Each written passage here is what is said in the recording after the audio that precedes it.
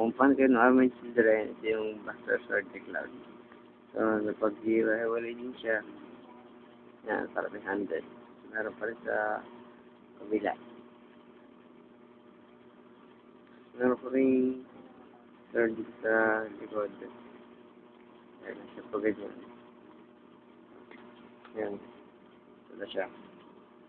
Meron pa rin sa kabila.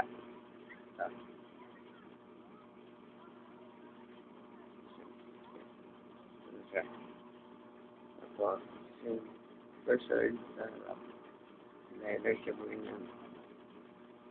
Ito na. Parang yan. And the main sword. Yung main sword ng Buster Sword. So, yun.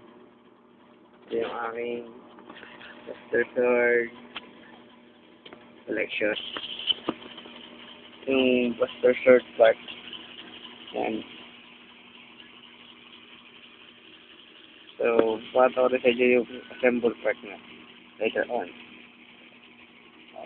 Then, buo na rin yung Buster Sword. Kinabit ko na siya habang na-post yung video kasi kasing seconds na lang dito sa akin. So, kung kung adik kayo sa nila yung Buster Sword, tapos sibigin niya rin, alam nyo, maganda yung